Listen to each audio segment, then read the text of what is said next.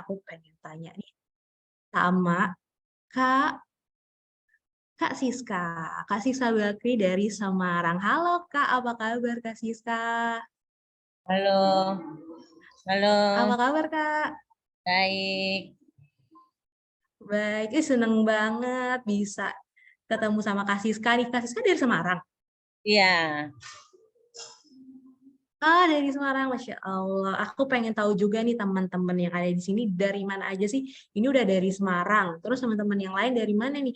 Udah 230 plus partisipan nih pasti kalau yang aku tahu nih udah sering banget jadi MC dan moderator di sini.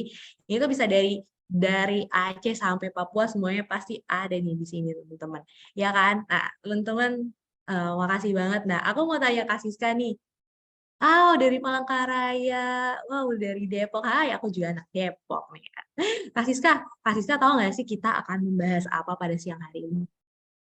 Tema kita pada siang hari ini.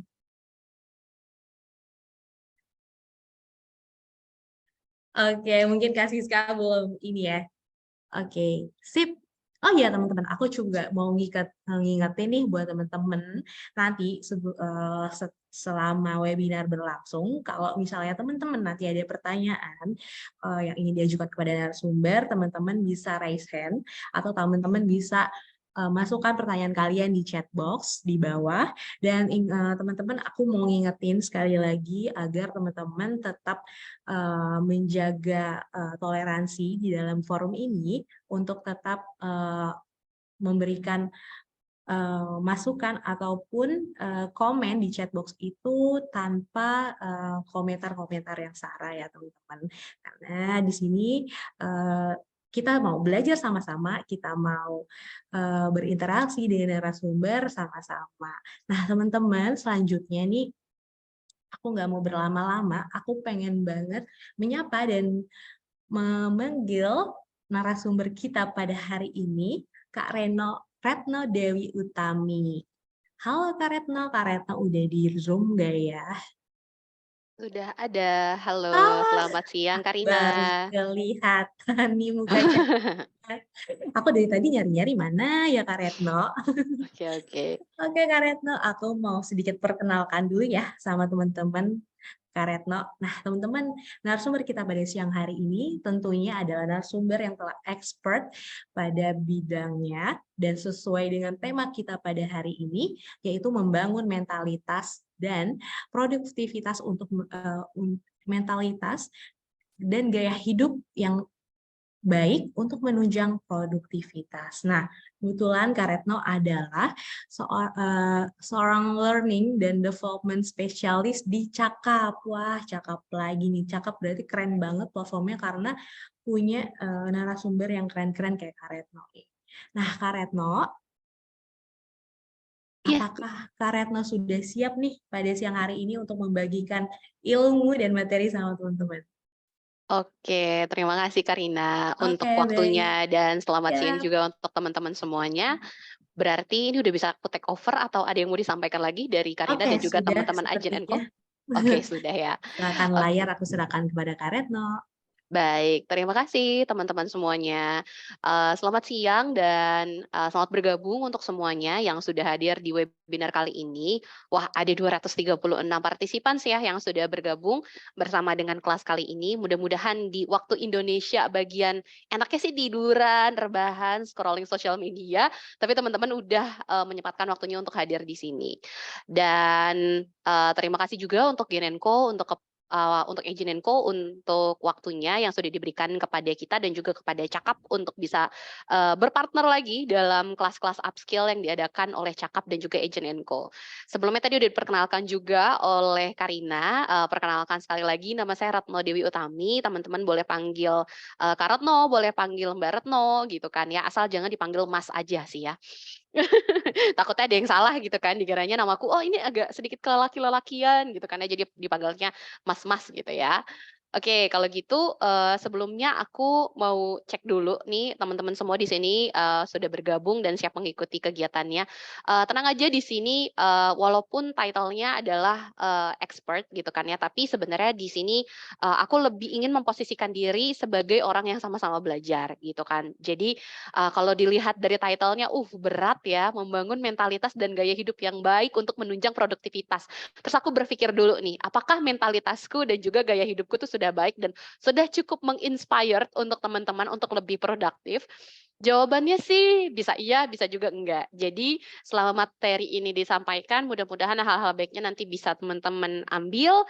Kalau ada yang masih kurang juga nanti kita bisa saling melengkapi juga ya teman-teman. Jadi nanti di materinya sendiri akan ada beberapa sesi diskusi dan juga video yang akan coba saya puterin ke teman-teman semua. Dan nanti saya berharap teman-teman juga bisa, berinteraksi untuk memberikan pendapatnya, kemudian juga memberikan, apa namanya, masukannya, atau mungkin ada insight dari teman-teman juga terkait dengan, materinya yang, sedang coba saya sampaikan. Kalau gitu, karena sudah dipersilakan oleh MC, saya akan langsung aja, share screen di sini teman-teman semuanya. Tema hari ini oke, masih loading.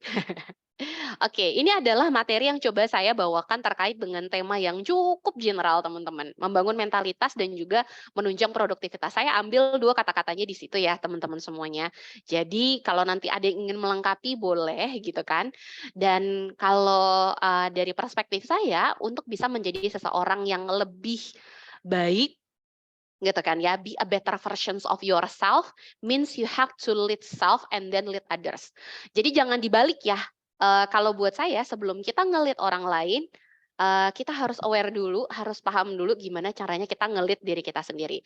So, materi ini sebenarnya teman-teman, saya ambil dari materi yang saya bawakan juga untuk teman-teman yang ada di Cakap, gitu. Jadi di Cakap itu kita punya materi yang diberikan kepada seluruh employee, seluruh karyawan dan itu gradual. Jadi ada yang disebut dengan leading self, leading people, dan leading business. Kali ini kita nggak ngomongin soal leading people, apalagi leading business, tapi bagaimana kalau kita mulai dari yang bukan paling basic, tapi saya menyebutnya ini adalah pondasi, gitu kan.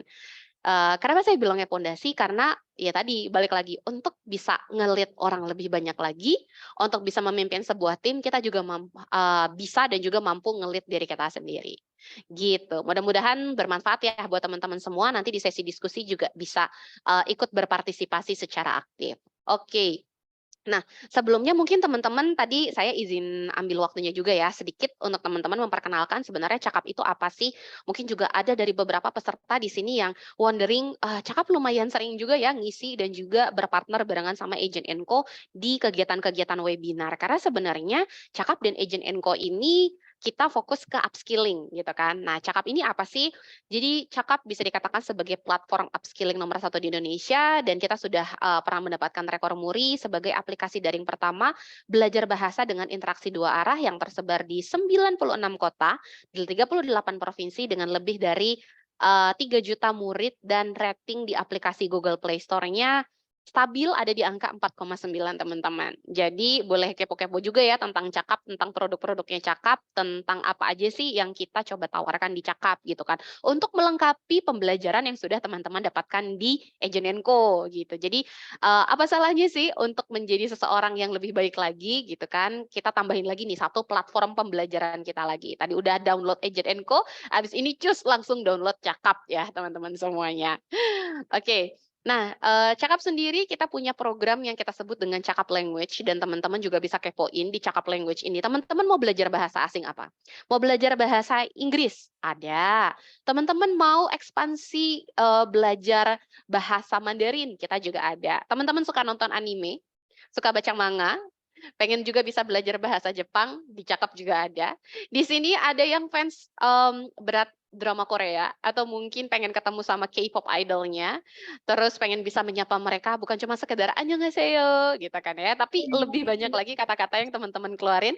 Teman-teman boleh kepoin di kelasnya Cakap, kita juga ada kelas bahasa Korea. Atau teman-teman punya kenalan, orang-orang yang ekspatriat gitu kan, terus pengen belajar bahasa asing, di mana sih belajar bahasa Indonesia? yang sudah tersertifikasi teacher-nya ataupun pengajarnya itu sudah ada kelas sudah tersertifikasi BIPA atau Bahasa Indonesia Penutur Asing, bisa langsung kepoin aja kelasnya Cakap. Teman-teman sukanya belajar sendiri, bisa pilih Cakap private. Teman-teman sukanya belajar berbarengan tapi nggak terlalu banyak, bisa pilih Cakap semi private. Atau teman-teman pengen ngobrol aja nih dengan peserta lainnya, pengen belajar juga dan pengen mengenal Cakap, boleh silahkan teman-teman kepoin Cakap Club kita aja. Gitu teman-teman. Jadi sedikit banyak tentang Cakap itu apa sih ya kan? Jadi teman-teman juga boleh sekalian gitu kan ya. Tadi udah waktunya kepo sama Agen & Co, sekarang kepo juga sama Cakap. Jadi kita bisa saling melengkapi proses untuk menjadi a better versions of ourselves juga lebih lengkap gitu ya teman-teman. Oke, kita lanjutkan kembali. Let me introduce myself. Jadi saya mau say hi dulu untuk teman-teman semua yang sudah bergabung hari ini. Jadi nama lengkap saya seperti yang tertera di layar, Ratno Dewi Utami. Teman-teman boleh panggil Ratno. Kak Ratno boleh, Mbak Ratno boleh, Sis Ratno boleh, mau panggil Ratno aja juga nggak apa-apa. Di Cakap ini saya ada di Department People Development. Ya, jadi ya sebenarnya basically di tim HR juga, tapi focusing ke development program untuk karyawan-karyawan Cakap. Sebelum saya bergabung dengan Cakap, saya sempat jadi corporate trainer untuk perusahaan BPO, Business Process Outsourcing, untuk contact center namanya adalah PT Fats Indonesia as a corporate trainer. Saya bergabung di Cakap sebagai Learning and Development Specialist, dan mulai dari bulan lalu sampai dengan bulan ini, gitu kan ya, berjalan sampai dengan bulan Juni, saya lagi di-challenge nih teman-teman untuk jadi learning and engagement lead. Jadi kalau sebelumnya saya hanya pegang tim learning and development, sekarang saya pegang untuk learning and development dan juga engagement and culture yang ada di Cakap nih teman-teman semuanya. Jadi ya kurang lebih kalau tadi peribahasanya tak kenal maka tak sayang gitu kan ya, tak kenal maka tak bisa menyapa kalau saya. Jadi hai semuanya untuk teman-teman di sini. Boleh dong saya mau kepo-kepo ke teman-teman semua yang ada di sini yang sudah ikutan berpartisipasi, ada 243 participants di sini. Kasih tahu dong ke saya kegiatan seharinya teman-teman itu sebagai apa sih? Yang lagi mau skripsian, yang lagi fresh graduate sedang mencari kerja, atau mungkin teman-teman juga sudah bekerja, boleh silahkan berbagi di meeting chat. Saya pengen tahu nih teman-teman aktivitasnya sehari-hari ngapain aja. Oke, di sini dari Kak Erik Triadi, mahasiswa dan juga kerja dari Quiza lagi skripsian.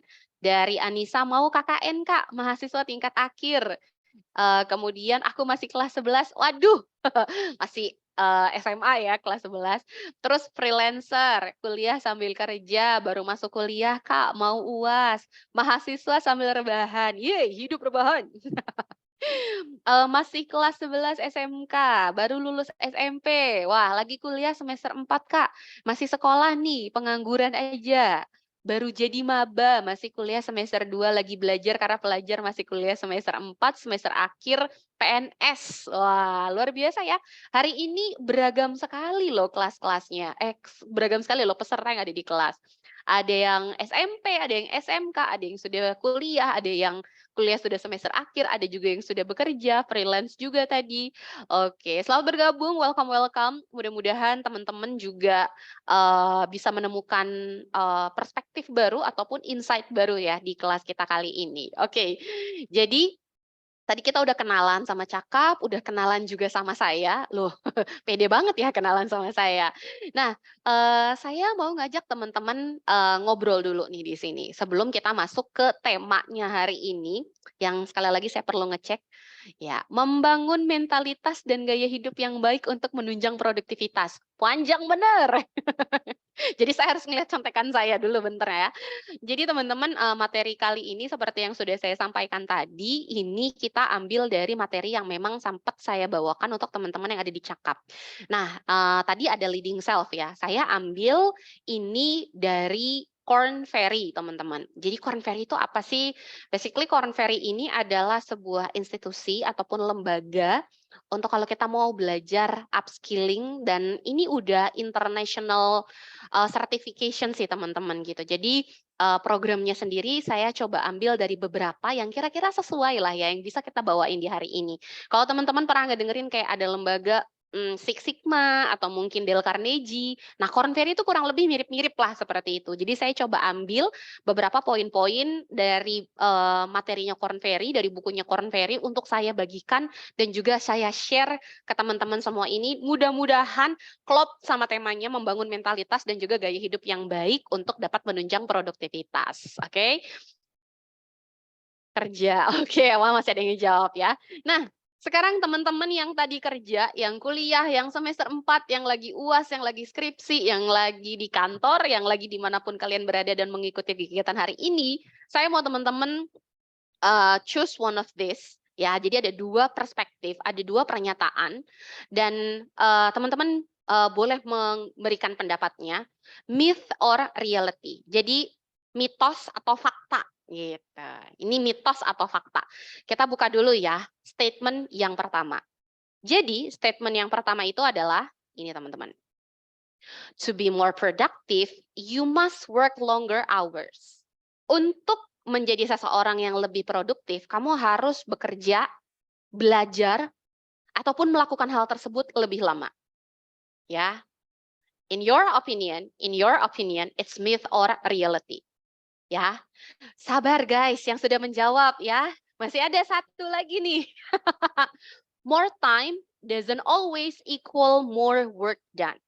Lebih banyak waktu tidak selalu sama dengan banyak pekerjaan yang bisa kita selesaikan.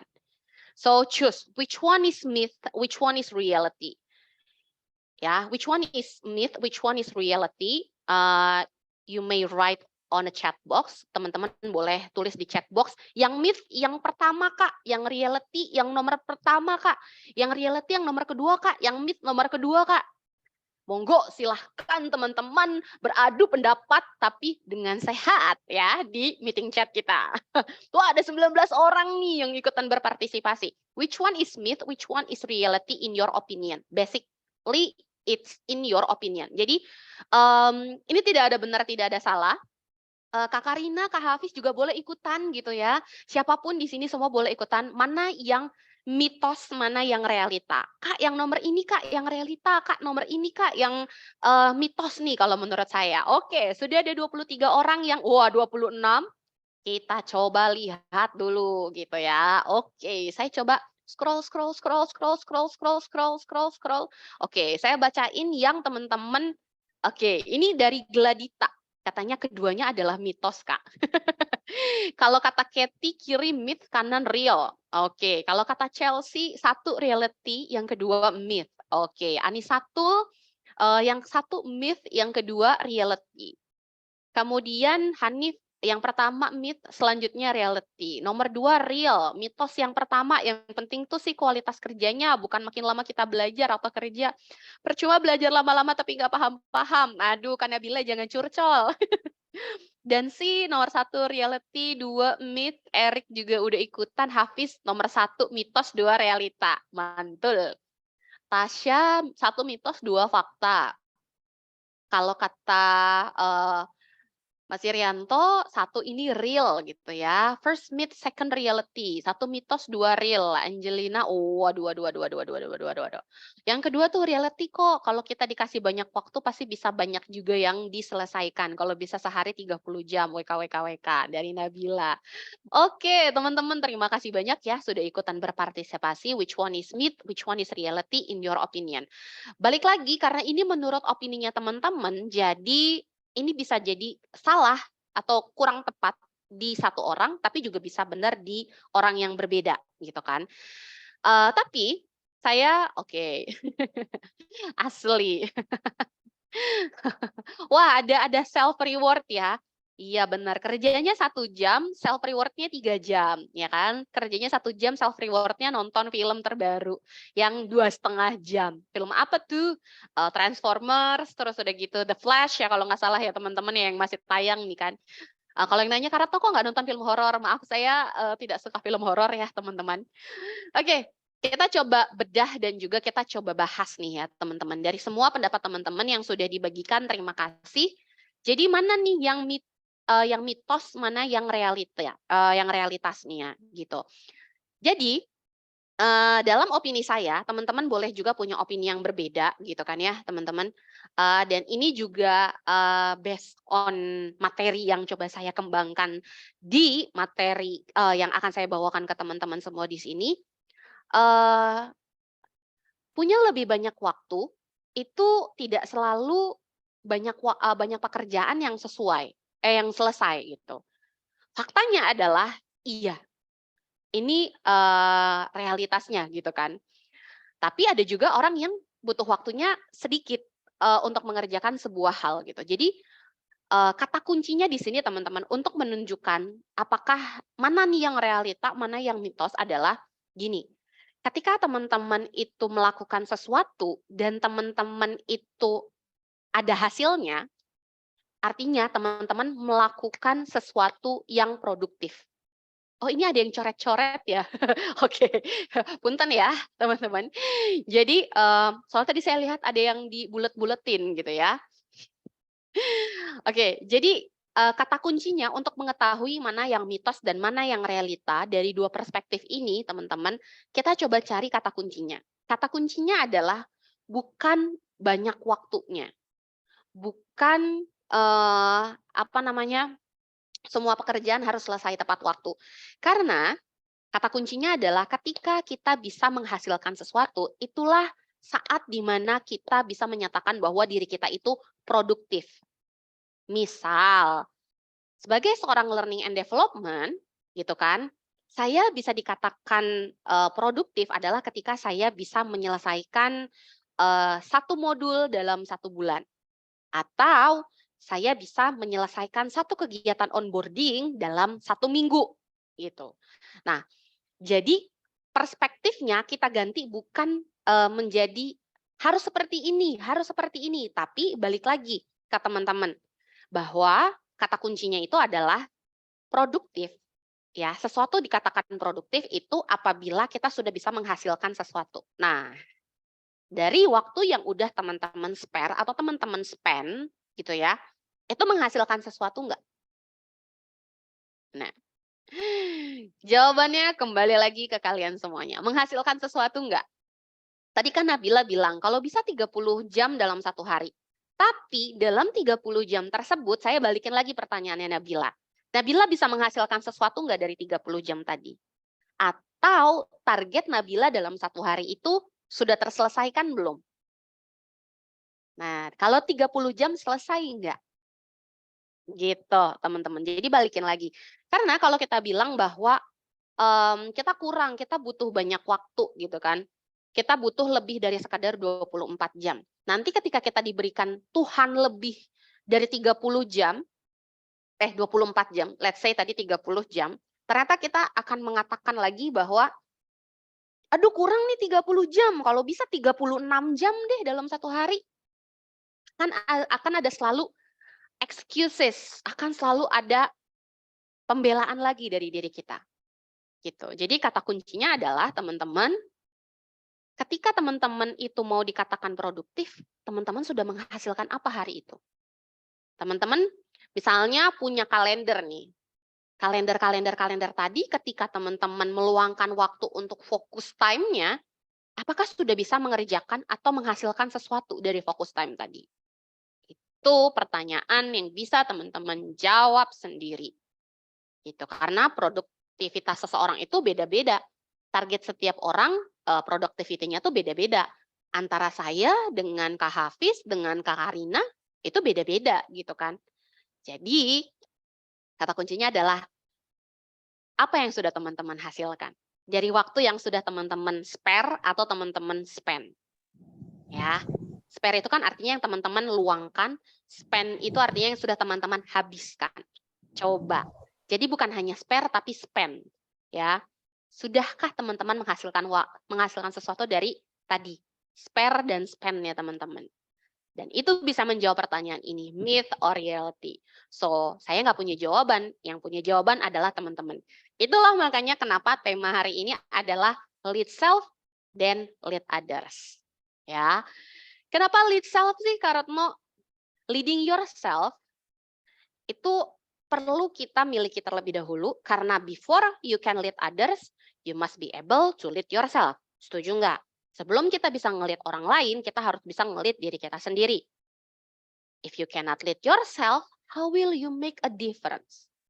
Kalau kamu belum bisa ngelit diri kamu, bagaimana kamu bisa membuat sebuah perubahan?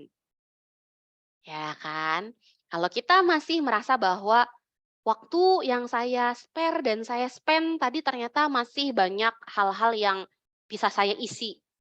Ternyata waktu yang saya spare dan spend tadi nggak sepenuhnya menghasilkan sesuatu yang disebut dengan produktivitas tadi gitu kan. Ternyata dari sekian banyak itu saya lebih banyak apa namanya? Hapus, tulis, instead of tulis, di akhir baru kita review, tapi teman-teman memutuskan untuk lebih banyak nulis, hapus, nulis, hapus, nulis, hapus. Ya. Jadi, leading yourself first. If you cannot lead yourself, how will you make a difference? Jadi sebelum kita bisa ngelit diri kita, bagaimana kita bisa membuat sebuah perubahan. Perubahan itu tidak harus selalu diasosiasikan dengan sesuatu yang besar, gitu kan. Dari yang sebelumnya nggak bisa bangun di bawah jam 5, gitu kan ya. Jadi harus bangun jam setengah 5 gitu. Terus kita mentargetkan besok harus bisa bangun jam setengah 5. Yang kita lupa bahwa sebuah perubahan itu hadir dan juga lahir dari hal-hal kecil, from a small step, dari hal-hal kecil, dari kebiasaan yang kecil juga teman-teman, dan dimulai dari diri kita sendiri. Gitu. Nggak perlulah kita melihat orang lain bisa, kita juga harus bisa. Itu sebuah semangat yang baik. Tapi sebelum mencapai ke versi orang tersebut, kita juga perlu mencari tahu formula yang tepat buat kita. Mungkin nggak langsung bangun jam setengah 5, mungkin bisa dimulai dengan bangun jam setengah 6 dulu. Habis bangun jam setengah 6, nyaman nih. Oh, setengah 6 saya bisa, kadang-kadang di antara bangun jam setengah 6 itu saya sering bangun jam 5 lewat kok. Oke, kita naikin lagi di minggu berikutnya bangun jam 5.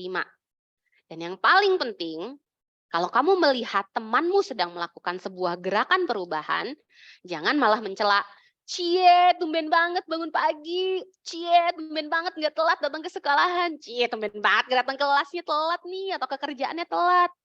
Ya, karena apa? Teman-teman juga nggak mau kan diperlakukan seperti itu. So, leading yourself means that you take a deep look at who you are. Melihat diri kita itu siapa, belajar mengenali diri kita sendiri, apa saja kelebihan teman-teman, dan apa sih area untuk meningkatkan kemampuan diri kita untuk menjadi seseorang yang lebih baik lagi. Leading yourself lead you to be a better leader. Means your sense of leadership juga makin baik ke depannya teman-teman. Why? Kenapa saya harus leading ourselves first?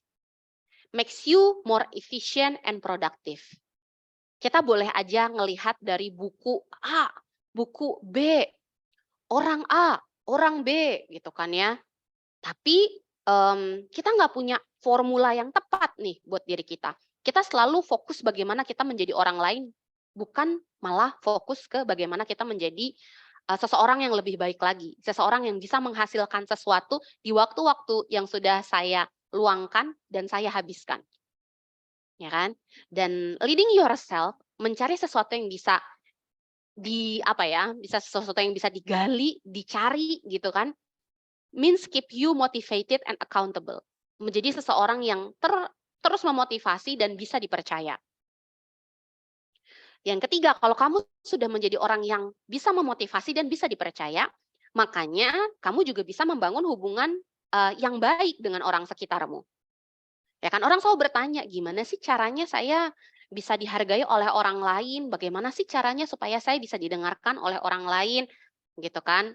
Sudahkah kamu juga coba ngelit diri kamu sendiri menjadi seseorang yang lebih baik dari yang sebelumnya, walaupun tidak terlalu berasa gitu kan?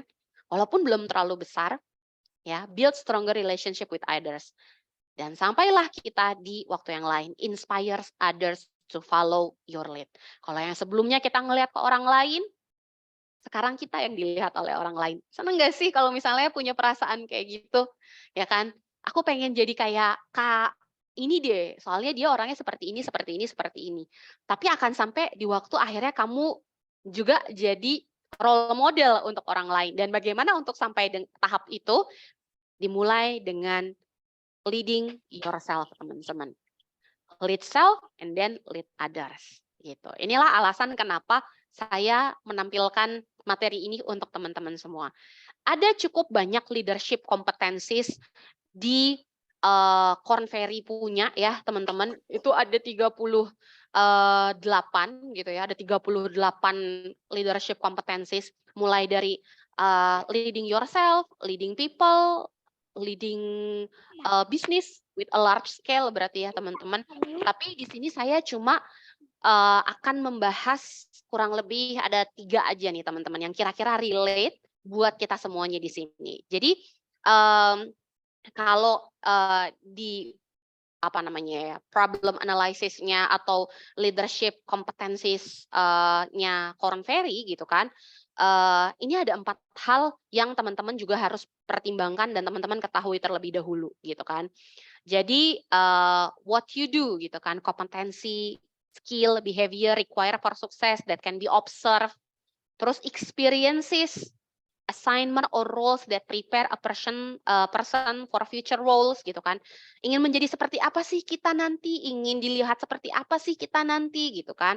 Dan ada sesuatu yang bisa ngedrive kita, value and interest that influence a person career path, motivation and engagement. Tapi jangan lupa juga gitu kan ya, bahwa di proses tersebut juga mungkin akan ada traits-nya gitu kan, inclinations or natural tendencies, a personal leans toward including personal traits gitu kan. Jadi ini adalah 4 dimensions dari leadership and talent dari Korn Ferry gitu kan ya. Jadi kita nggak akan bahas semuanya, tapi kita bahas yang kira-kira relate dan bisa kita ikuti sebagai apa namanya, sesuai dengan materinya dan bisa menjadi fondasi untuk kita semuanya di sini. Nanti kalau teman-teman ada yang mau ditanyakan, ada yang mau didiskusikan juga monggo, boleh banget, dan nanti akan ada beberapa video gitu ya teman-teman, dan juga akan ada sesi diskusi juga sama teman-teman. So saya berharap teman-teman juga di sini bisa ikutan berpartisipasi dalam materi kita kali ini. Kita mulai dulu ya dari leadership competencies pertama yang akan saya coba tunjukin ke teman-teman dari materinya Korn Ferry, yaitu tidak lain dan tidak bukan adalah self-development. Kenapa self-development? Oke, kita buka satu persatu ya, teman-teman. Dan nanti di bagian akhir dari paparan materi ini saya bakalan memperlihatkan kalau di Korn Ferry itu dia tuh punya konsep. Jadi konsepnya itu dibagi, yang pertama itu less skilled, kemudian skilled, dan juga talented. Kita bisa lihat ya, orang bisa dikatakan less skilled, skilled dan juga talented itu dengan karakteristik yang kayak gimana sih yang udah coba disusun sama Korn Ferry. Nah, kita masuk dulu nih, kenapa dengan self development? Ada apa nih dengan self development gitu kan? Oke, yang pertama, teman-teman, di sini saya mau muterin sebuah video dulu. Udah ada tulisannya video CR7 ya. Tapi videonya apa sih? Videonya menceritakan tentang apa sih? Kita coba lihat dulu.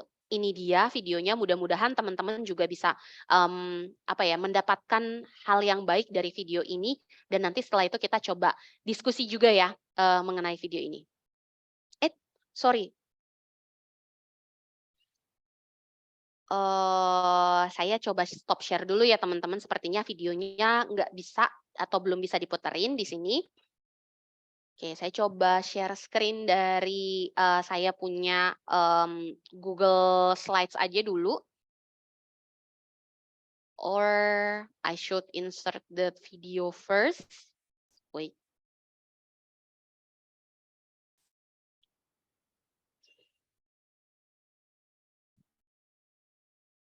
Oke, sepertinya kalau dari video saya perlu dari ini ya.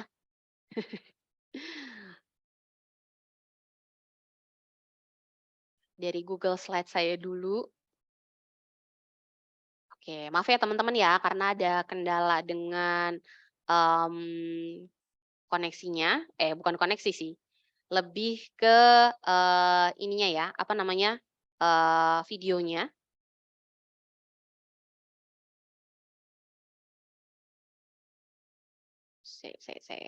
Gimana kah ini videonya? Tadi saya sambil ngecek-ngecek juga. Self. Oke.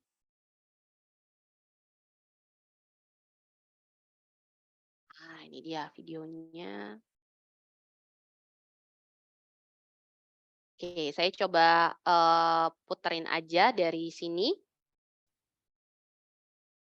Oke, ternyata saya tadi nge-insert link yang salah, teman-teman. Jadi nggak bisa keputar juga untuk videonya, tapi fully habis ini bisa keputar ya videonya.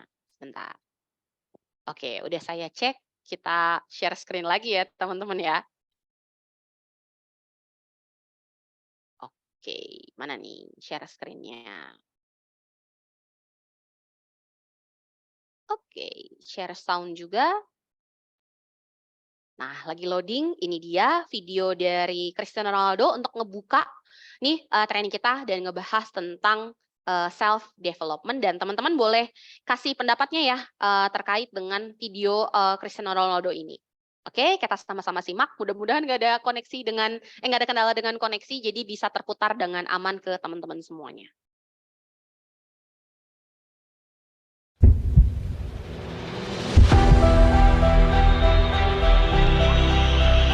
It's Ronaldo. Oh, he's done it! He has only gone and done it! Cristiano Ronaldo!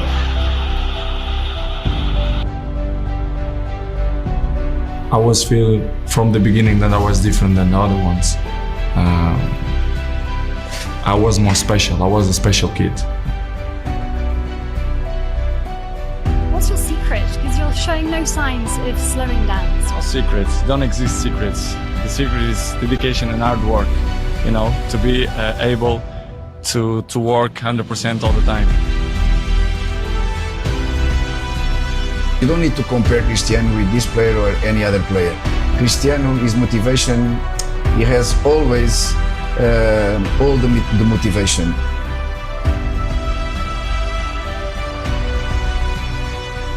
And keeping that performance, it's very difficult. I'm the best and I work like the best. The talent helps a lot, of course. But of course, the ethic of work. You have to put in your mind ethic of work when you are professional. So since day one, when I start with a professional, let's say with 16, 17, 18, I'm always have ethic to be the best, to train hard, to listen to all the players, experienced players. It's not by coincidence. It's because I do it extra outside the pitch. Most of the people told me, Cristiano, you are a very, very good talent player, but you are very skinny, very slim. And I put it in my mind, the body we can improve. We can improve. You got gym, dedication and hard work, you can improve. So I will improve myself. I'm not doing that kind of work because I have to. It's because it's part of me. It's not about the money, it's about the passion. You know, you just look at the way he plays, the way how he performs, and the way how he prepares himself for the big games and also the regular games. You know, he's a guy who's been consistent for the last 10 years, I suppose, and you know, he's an example for all the young players coming up.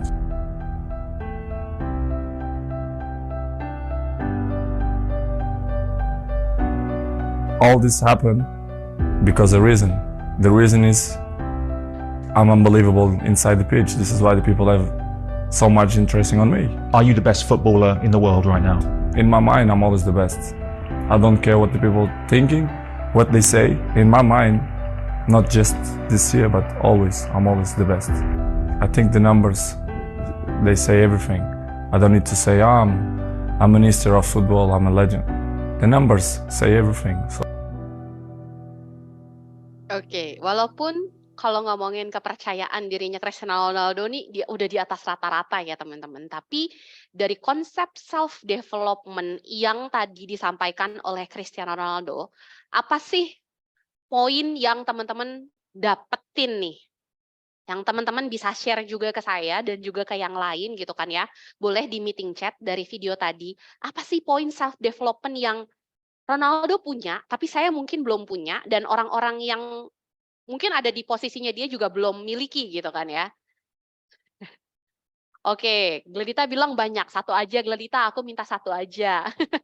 Yang berikutnya, ini dari Kak Siska nih, katanya motivasi diri sendiri dan kerja keras sama yakin sama kemampuannya. Bagus, bagus, bagus. Thank you, Kak Siska. Kalau kata Kak Isan, dia yakin sama dirinya sendiri, Kak. Jadi mau improve terus buat jadi lebih baik. Motivasi dan disiplin. Orang lain mengatakan dia hebat, maka dia buktikan dia hebat. Setuju. Ya kan, orang lain bilang dia hebat, tapi bukan berarti dia kayak leyeh-leyeh dan bilang kalau oh ya udah saya yang terbaik gitu. Tapi dia justru makin membuktikan bahwa memang I'm the best footballer. The number says everything ya. Kalau kata Cristiano Ronaldo, konsistensi, betul, setuju. Akhirnya ada juga yang nyebutin ini gitu ya, konsistensi. Jadi satu hal nih teman-teman, kalau kita mau belajar satu hal baru, apapun itu, ya proses self development itu yang teman-teman perlu garis bawahi itu adalah konsistensi. Kak, saya mau switch career dari sebelumnya posisi saya A mau jadi posisi B. Saya mau cobain bidang baru saya mau berubah dari yang sebelumnya jurusan saya dulu kuliah ini dan kerjanya nanti di bagian ini. Tapi without the consistency, kamu nggak bakalan jadi apa-apa. Kamu akan tetap ada di posisi itu terus-menerus gitu. Jadi fokus, betul sekali Rizka, setuju, terima kasih.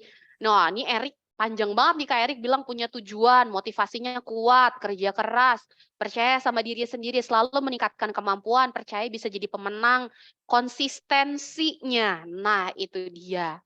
Betul sekali. Terima kasih teman-teman udah bisa pointed out poin-poin yang tadi disampaikan ataupun bisa kita diskusikan bareng dari videonya Cristiano Ronaldo tadi gitu ya terkait dengan self development. Nah, ini ada sebuah quotes dari someone famous. Confidence isn't thinking you are better than anyone else. It's realizing that you have no reason to compare yourself to anyone else. So put this on your mind ya teman-teman bahwa menjadi seseorang yang lebih percaya diri dan yakin dengan kemampuan diri kita ini bukan berarti kita selalu mengatakan dan selalu berpikir bahwa kita itu lebih baik dan juga lebih hebat daripada orang lain. Tapi kuncinya adalah menyadari bahwa kita tuh nggak punya alasan untuk membandingkan diri kita dengan orang lain. Ya, jadi stop comparing yourself, start to think that you have done your best. Gitu kan, you have done your best. Jadi kita sudah memberikan yang terbaik dan kita tidak berpikir bahwa kita yang terbaik, tapi berpikir bahwa nggak ada alasannya untuk bisa nge-compare diri kita dengan orang lain gitu kan. Seperti tadi konsep yang didapatkan oleh Cristiano Ronaldo bahwa dia berpikir bahwa dia ada yang terbaik dalam benak dan pikirannya. Tapi apakah proses tersebut itu instan? Jawabannya adalah enggak, teman-teman. Semua butuh proses dan tadi kata kuncinya apa yang teman-teman sebutin? Fokus dan juga konsistensi. Itu dia. Kunci dari self development adalah fokus dan konsistensi. Dan untuk mencapai ke pola self development terbaik atau tertinggi lah yang kita sering dengar atau istilahnya adalah growth zone gitu kan ya. Untuk mencapai itu, teman-teman ini akan melewati proses yang tidak mudah. Teman-teman sekarang ada di posisi ini, di posisi comfort zone, feel safe and in control. Pekerjaan saya, kuliah saya udah sangat nyaman. Apa yang saya lakukan saat ini, kebiasaan-kebiasaan saya, ini sudah sangat nyaman. Kemudian, ya kenapa saya harus mengubah diri saya untuk menjadi orang lain? No, bukan. Di sini yang mau diubah tuh bukan kamu untuk menjadi orang lain, tapi jadi diri kamu saat ini dengan versi yang lebih baik lagi. Dan untuk mencapai ke versi tersebut, kamu akan mengalami yang namanya fear zone. Fear zone adalah zona ketakutan. Ya kan? Di ketakutan ini teman-teman akan ketakutan sama kegagalan, afraid of failure. Dan ketika kita takut gagal, kita akan lebih banyak membuat alasan. Seperti yang saya bilang tadi, ketika teman-teman nulis skripsi, seberapa banyak kata-kata yang sudah teman-teman bisa tulis. Bukan seberapa banyak waktu yang sudah teman-teman habiskan untuk menulis skripsi. Coba, berapa kata yang udah teman-teman tulis gitu kan. Ketika kita bilang, aduh nggak cukup nih waktu untuk saya nulis karya ilmiah, saya nulis tugas saya gitu kan. 3 jam tuh nggak cukup gitu kan. Tapi ternyata dalam 3 jam itu teman-teman, yang teman-teman lakukan adalah making excuses.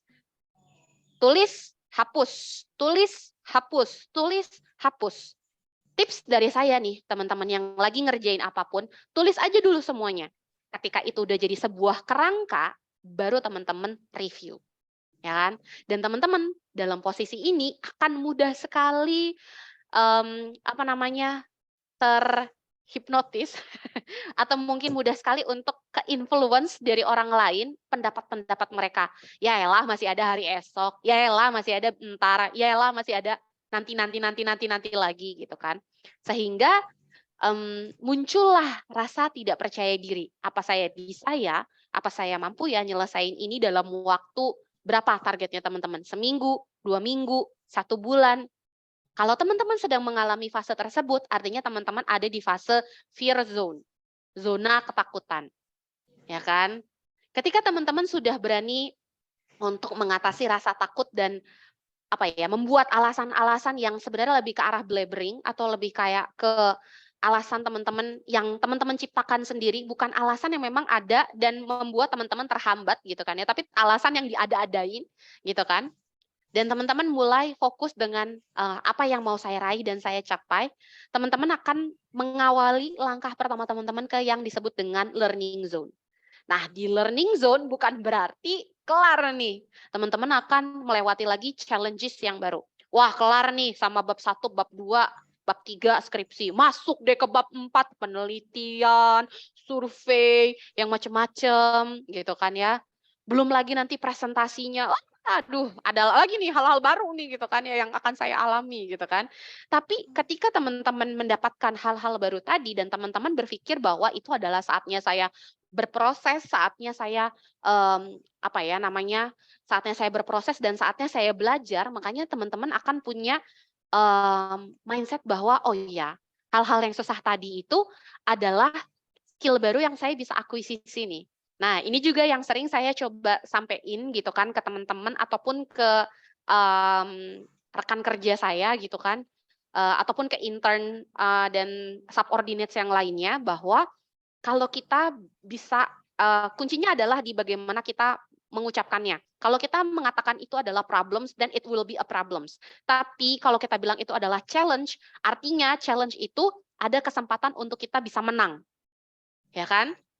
Jadi biasanya teman-teman mengira atau misalnya mengklasifikasikan satu hal sebagai masalah, tapi klasifikasikanlah hal tersebut sebagai challenge. Artinya teman-teman punya kesempatan untuk akuisisi skill baru.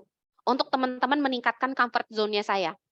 Dulu saya nggak pernah berani teman-teman untuk bisa ngurusin engagement and culture. Tapi karena diberikan kesempatan oleh atasan saya, di situ juga saya berpikir, apa iya ya saya bisa, apa iya ya saya mampu gitu kan. 1 bulan pertama adalah waktu-waktu paling berat buat saya. Mendapatkan pendapat yang kurang baik, kemudian juga dipertanyakan hasil kerjanya, kemudian segala sesuatu yang saya susun ternyata tidak sesuai dengan prediksi dan juga rencana saya gitu kan ya. Tapi dari situ saya jadi tahu kalau saya mengalami kesulitan A, maka saya bisa melakukan B. Kalau saya dihadapkan dengan situasi A, saya bisa melakukan skenario B kayak gitu. Sehingga yang tadinya saya berpikir bahwa mengurusi sebuah training itu ternyata lebih sulit, ternyata mengurusi orang dan juga sebuah acara juga nggak mudah gitu kan. Dari yang pertama kali diberikan kesempatan untuk jadi saya dijadiin bukan lagi jadi koordinator tim, tapi langsung dijadiin ketua panitia. Waktu itu acara yang melibatkan mantan Menteri Perdagangan dan Perindustrian Indonesia, Pak Gita Wirjawan. Itu pas waktu saya lagi 3 bulan probation, teman-teman. Dan ketika saya dapat challenge baru nih untuk nge-lead sebuah tim, saya juga diminta untuk ngurusin outing untuk seluruh karyawan.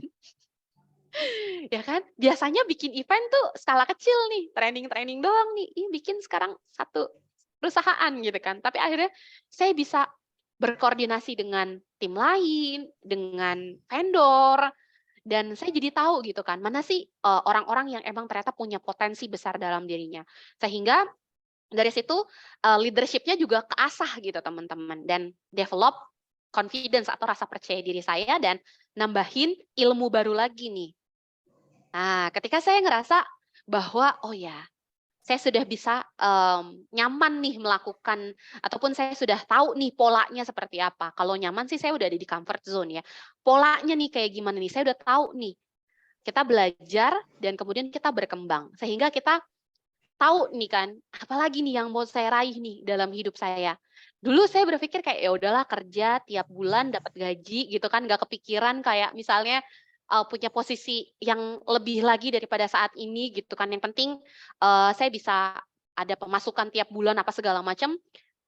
Sampai sekarang saya berpikir apalagi ya yang bisa saya lakukan ya. Saya mau ngelakuin apa lagi ya gitu kan. Dan didukung juga memang kalau di startup kurang lebih seperti itu gitu kan. Agile kalau bahasanya gitu kan ya. Agile yang kalau kita nggak bisa kuasai atau mungkin kita nggak bisa mengatur polanya jadi agile ya kan, bukan agile lagi jadinya agile deh. Pokoknya segala sesuatu itu gile gitu kan ya. Jadi itu teman-teman. Untuk mencapai ke proses tersebut ada yang cepat, ada juga yang memang takes time. Ingat timeline setiap orang itu beda-beda. Timeline setiap orang itu beda-beda. Jadi timeline saya bisa lebih cepat, timelinenya teman-teman juga bisa sama atau mungkin bisa lebih lama. Tapi proses belajar, tapi yakinlah proses belajar tersebut nggak ada yang sia-sia. Gitu ya, kalau kita ngomongin tentang proses self-development ini gitu kan. Sampai akhirnya kita tiba di growth zone. Apa aja sih benefits-nya dari self-development ini teman-teman? Yang pertama, build and changing our self-concept. Ini bisa ngubah konsep diri kita gitu kan, konsep berpikir dan bagaimana kita melakukan sesuatu. Yang kedua, build motivation and innovation. Kita jadi termotivasi dan akhirnya kita juga terus berinovasi gitu kan dalam kegiatan kita sehari-hari. Kemudian yang berikutnya kita bisa menjadi sesuatu yang ingin kita raih ke depannya. Jadi kita punya rencana untuk develop diri kita. Kemudian build and change your point of view. Kita jadi punya sudut pandang yang lebih luas, sudut pandang yang lebih besar lagi teman-teman daripada yang saat ini coba kita lihatin. Nah ini adalah benefits dari self-development. Nah yang tadi saya bilang, self-development menurut teorinya Korn Ferry itu, kata kuncinya adalah ini, actively seeking new ways to grow and be challenged in both formal in informal development channel. Jadi, self-development itu adalah aktif mencari cara untuk berkembang dan juga challenge itu menemukan banyak cara gitu kan ya, dengan formal dan juga informal dari banyak banget channel gitu kan. Ini kayaknya ada yang lagi ngomong juga ya, atau lupa di mute. Oke, thank you panitia. Jadi dibagi ke dalam 3 kategori, less skilled, skilled, dan talented. Kita lihat dulu, less skilled berarti doesn't put in the effort to grow and change. Nggak ada effort buat ngubah dan juga bergerak gitu kan. Comfortable with current skills. Saya udah cukup nyaman dengan skill saya saat ini. Ya udahlah ya, udah nggak perlu ada lagi yang saya perlu tingkatkan dari diri saya. Fearful of making mistakes that accompany development. Dalam proses development, itu akan ada yang namanya trial error, ada yang namanya proses gagal, dan teman-teman takut akan kegagalan. Emang nggak boleh ya Kak kita takut gagal? Boleh, takut gagal, tapi mau mencoba lagi. Bukan malah takut gagal dan nggak mau ngapa-ngapain. Nah, itu yang kurang tepat kalau menurut saya. Lack awareness or interest in using available development resources. Teman-teman punya banyak banget resources, tadi dari Agent & Co banyak banget, teman-teman mau kepoin cakap juga banyak banget, tapi teman-teman tidak memanfaatkan kesempatan tersebut. Padahal belum tentu semua orang punya kesempatan yang sama dengan teman-teman. Garis bawahi ya. Skill shows personal commitment and takes action to continuously improve. Nah, kalau di skill teman-teman sudah menunjukkan komitmen untuk mengambil sebuah tindakan dan dilakukan secara berkelanjutan atau konsisten, ya kan? Accept assignment that's broaden capabilities. Jadi kalau teman-teman mendapatkan sebuah tugas baru, teman-teman nggak langsung menolak, tapi teman-teman cari tahu dan teman-teman lakukan terlebih dahulu, gitu kan, sampai akhirnya saya nemuin, oh, ya ini ternyata challenge-nya di bagian ini ya. Ingat, bukan lagi problems atau apalagi obstacles, tapi challenge-nya saya di bagian ini. Learn from new experience, from others, and from structured learning.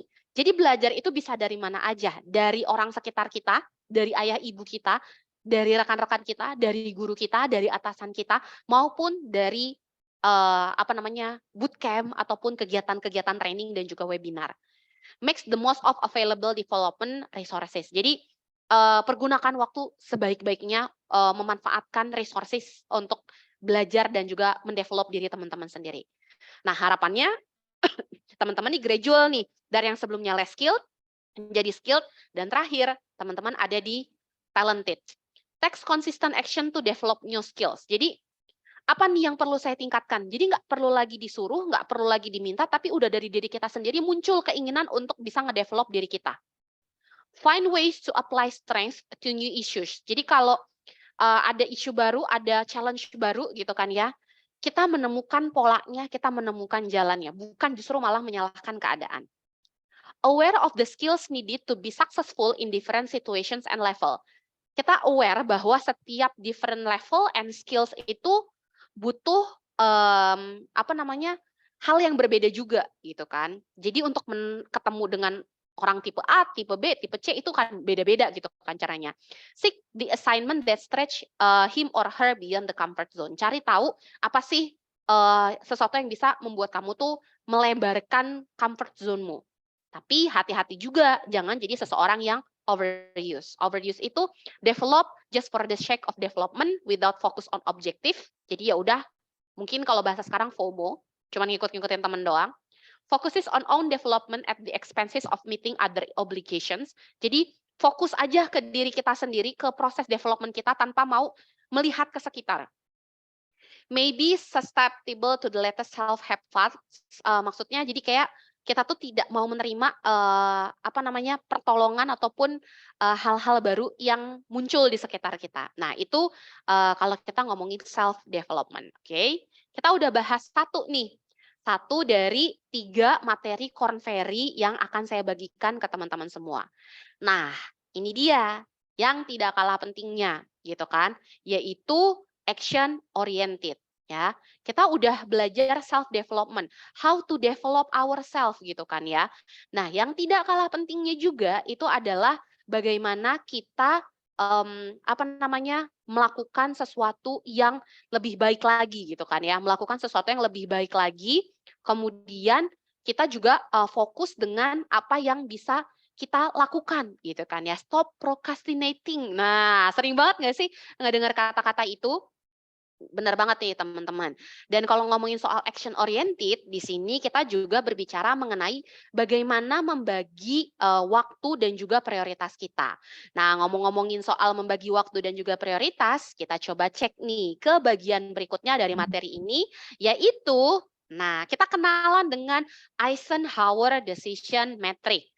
Teman-teman, kalau teman-teman mau tahu apa yang teman-teman bisa lakukan saat ini, beberapa jam ke depan, atau mungkin beberapa hari ke depan, atau teman-teman mau bikin perencanaan, baik itu jangka pendek, jangka menengah, atau jangka panjang, teman-teman coba deh pakai rumusnya Eisenhower Decision Matrix. Gimana tuh Kak cara pakainya? Oke, sekarang teman-teman saya minta teman-teman buka notes-nya teman-teman. Oke, atau buka buku catatannya teman-teman. Go. Grab your pen or open your notepad ya sekarang juga. Ayo, saya tungguin nih. Oke. Mana? Oke, saya assume teman-teman udah bisa dan udah buka si notepad-nya teman-teman, atau teman-teman udah nyiapin pena dan juga notes-nya ya, atau kertas gitu kan. Sekarang teman-teman tolong tuliskan ya, si Eisenhower Decision Matrix ini dimulai dari kuadran yang pertama, not important dan not urgent. Tidak penting dan tidak mendesak. Ciri-cirinya hal-hal yang tidak penting dan tidak mendesak ini apa Kak Retno? Ciri-cirinya dia bisa kita eliminasi atau kita hilangkan dari to-do list kita hari ini. Ya, tuh ciri-cirinya ya. Sekarang teman-teman tulis dari Eisenhower Decision Matrix yang pertama, kuadran pertama, not important, not urgent, tidak penting dan tidak mendesak. Itu berarti teman-teman bisa delete, teman-teman bisa hapus, teman-teman bisa hilangkan dari to-do list, dari kalender, dari apa yang perlu teman-teman lakukan hari ini.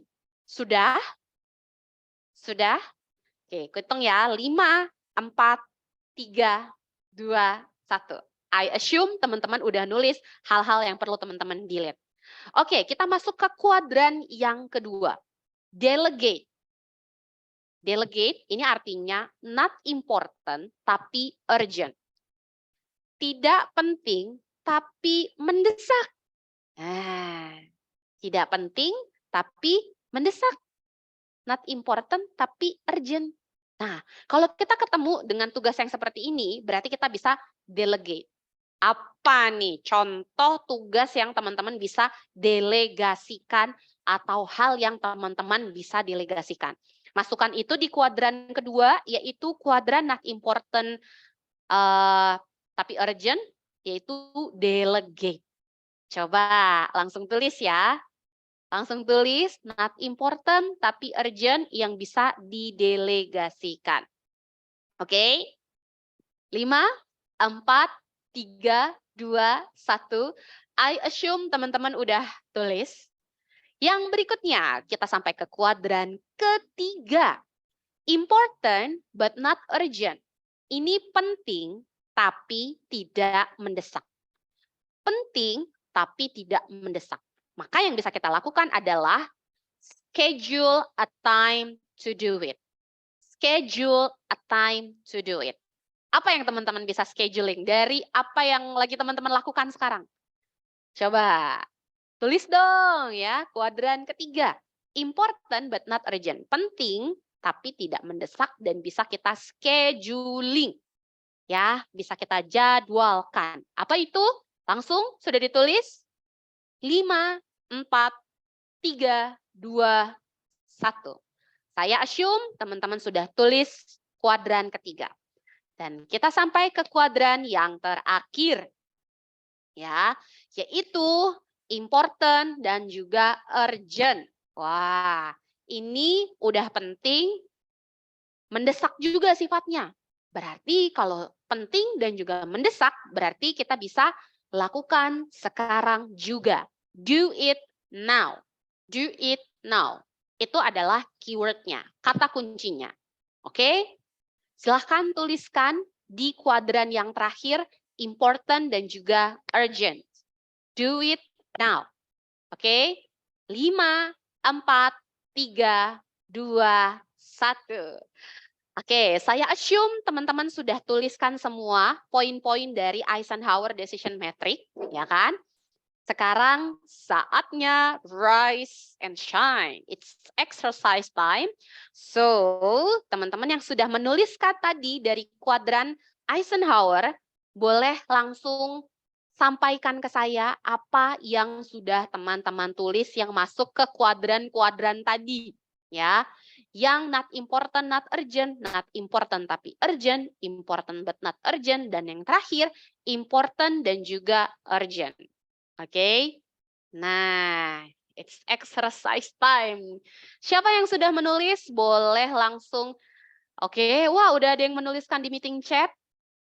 Oke, Kak Aditya Wibisono mungkin boleh open mic.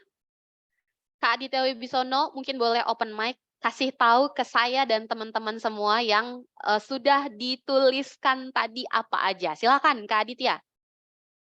Halo, saya udah. Halo. Halo, silakan. Halo Mbak, ya. Saya screen aja kali ya? Share screen, tergantung ke panitia sih, bisa share screen apa enggak. Atau boleh langsung diucapkan aja nggak apa-apa? Langsung disebutin aja, ya. Untuk yang do, itu saya nulisnya prepare data presentasi untuk DoD. Kemudian untuk yang decide itu saya menuliskan mengenai agenda meeting. Kemudian untuk scheduling for another job. Kemudian untuk delegate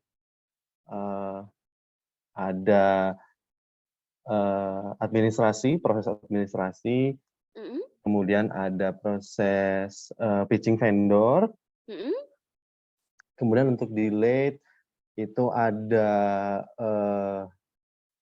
ngobrol-ngobrol di jam kerja, gosip ya, gosip di di waktu jam kerja, kemudian scroll sosial media, kemudian udah sih itu. Satu lagi ada ini sih, ada kayak nongkrong ngopi di critical hour lah. Oh, Di oke. sore Wah, atau di pagi hari. Oke, thank you, Kak Aditya. Terima kasih, you are the best ya. Thank you. Ada lagi teman-teman yang lain yang mau ikutan menuliskan atau menyampaikan kepada kita semua. Mungkin kita masih bisa satu orang lagi ya yang tadi udah selesai gitu kan. Kalau saya lihat di sini Gladita nih, setelah ada Kak Aditya tadi ada Gladita. Gladita, kamu bisa open mic enggak? Gladita Bisa. Bisa. Iya. Oke. Gladita, boleh dong kasih tahu ke aku sebagai seorang pelajar gitu kan ya. Tadi dari Eisenhower Box apa aja ya yang udah kamu tuliskan. Ini nggak perlu malu kalau sama aku mah, di sini kita bebas berekspresi. Oh ya, baiklah. Sebelumnya saya ingin menyampaikan tentang beberapa hal yang saya lakukan, mulai dari yang saya delete sampai yang do. Kalau untuk yang delegasi itu saya tulis sebagai belajar ya. Nah, kalau untuk yang masalah decide tentang penting tapi tidak mendesak, itu saya tulis tentang belanja bulanan. Jadi kenapa saya tulis tentang belanja bulanan? Itu penting bagi saya. Cuman tidak mendesak. Saya masih bisa belanja bulanan di di next time gitu, bisa besok, bisa seterusnya gitu. Nah, terus habis itu untuk do, itu bagi saya ya sebagai seorang pelajar yang memang saya kan agak overdosis belajar ya. Saya lupa makan kadang-kadang. Jadi untuk hal-hal yang penting bagi saya adalah makan sebenarnya. Nah, terus abis itu untuk delete bagi saya sebagai seorang pelajar adalah wasting time gitu. Karena kan pelajar itu pasti hampir 90% pelajar itu kalau misalnya lagi liburan itu wasting time. Jangankan lagi liburan, lagi belajar aja kalau mereka itu berharap ada jam kos gitu. Tapi ya, jadi itu sih yang maksudnya yang bisa saya sampaikan beberapa poin tadi. Terima kasih. Oke, terima kasih. Wah, kita dapat dua perspektif yang berbeda ya. Satu dari Kak Aditya yang sudah bekerja dan Gladita yang masih pelajar SMA. Kalau misalnya ada perbedaan, wajar ya teman-teman, karena tujuannya berbeda-beda dan apa yang menjadi goals-nya Kak Aditya dan Gladita beda-beda. Jadi teman-teman tadi yang sudah mencoba menuliskan untuk Eisenhower Box-nya, terima kasih banyak. Nanti teman-teman boleh dilanjutkan kembali, dan intinya adalah kalau teman-teman mau jadi seseorang yang lebih action oriented, bisa pakai rumus tadi, si kuadran Eisenhower tadi, untuk menentukan mana nih yang saya perlu kerjakan dalam waktu dekat dan mana yang saya bisa delegasikan, bisa rencanakan, dan yang perlu saya hapus dari list saya. Oke. Terima kasih teman-teman. Nah, balik lagi nih. Seperti materi self development tadi, kita ada yang namanya kata kunci nih dari action oriented. Di action oriented kata kuncinya kalau dari Korn Ferry mengatakan taking on new opportunities and tough challenges with a sense or urgency, high energy and enthusiasm. Jadi mengambil segala bentuk kesempatan yang ada gitu kan ya, dan juga dari challenge yang teman-teman dapetin gitu kan ya, with a sense of an urgency, energy and enthusiasm. Jadi segala sesuatu tuh perlu di keep antusiasmnya gitu kan ya. Apa sih yang membuat kamu semangat gitu kan ya hari ini, misalnya kayak menunggu-nunggu malam takbiran atau misalnya Lebaran Idul Adha karena nanti pasti di rumah dimasakin yang enak-enak sama ayah atau ibu gitu kan. Karena saya udah nggak ada ibu, jadi adanya ayah. Ayah saya yang jago masak, jadi saya menunggu sekali masakan ayah saya di waktu Lebaran Haji gitu kan. Itu yang membuat saya senang menunggu-nunggu gitu kan. Apa sih yang bikin saya semangat setiap hari? Itu boleh banget tuh teman-teman. Itu bisa membantu kita juga lebih produktif dan menjadi seseorang yang action oriented. Nah, di action oriented ini ada seperti biasa ya 3 kategori: less skilled, skilled, dan talented. Less skilled, slow to act on opportunity. Jadi slow, lambat dalam melihat sebuah kesempatan yang datang gitu, kayak ya udahlah nanti aja gitu kan. Lalu spends too much time planning and looking for information. Instead of doing, kamu lebih banyak planning. Nggak apa-apa planning, tapi ya harus dilakukan gitu. Jangan cuma planning gitu kan ya. Tapi do it ya. Yang berikutnya, maybe overly methodical, taking too long to act on a problem.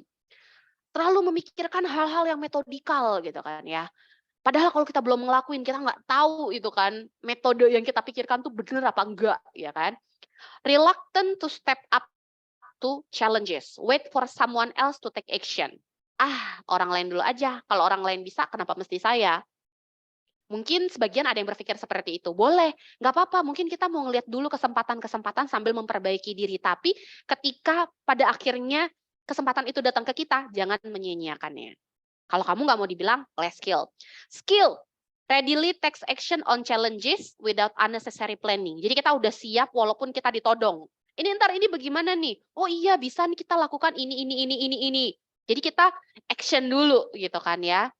Tapi juga harus di-identify ya kan. Makanya poin 2 skill ini identify and seize new opportunities. Wah, ada kesempatan baru nih, bisa nih saya ambil gitu.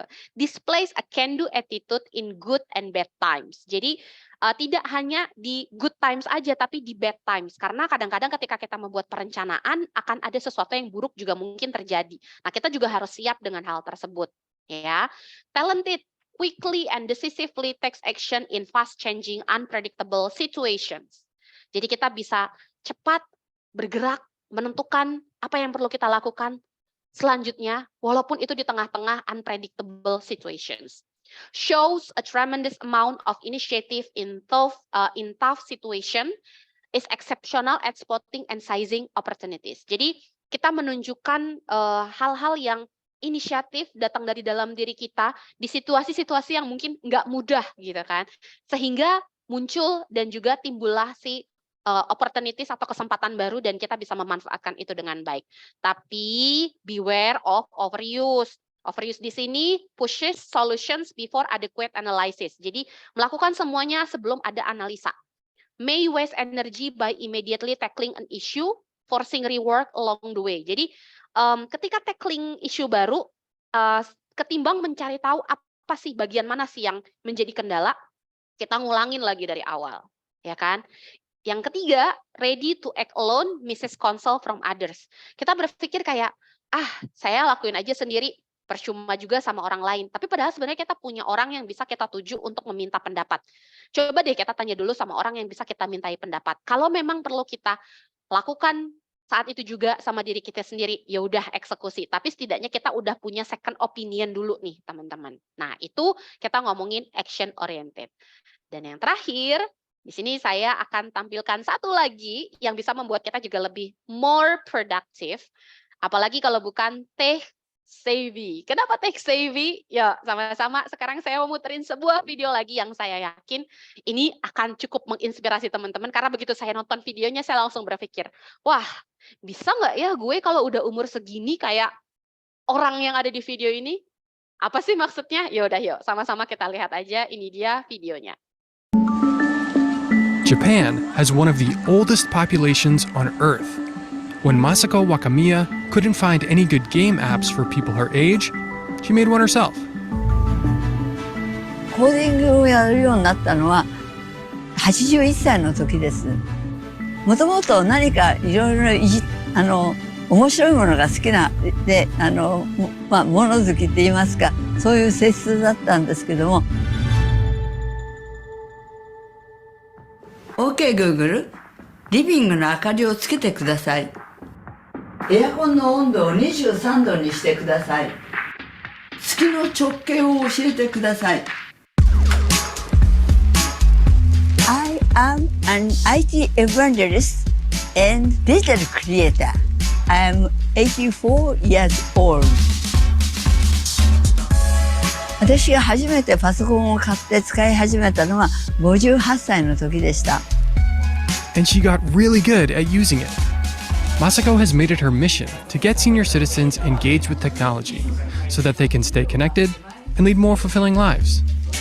私はあちこちでもって教室を開いたりワークショップをやったり講演会をやったりしています。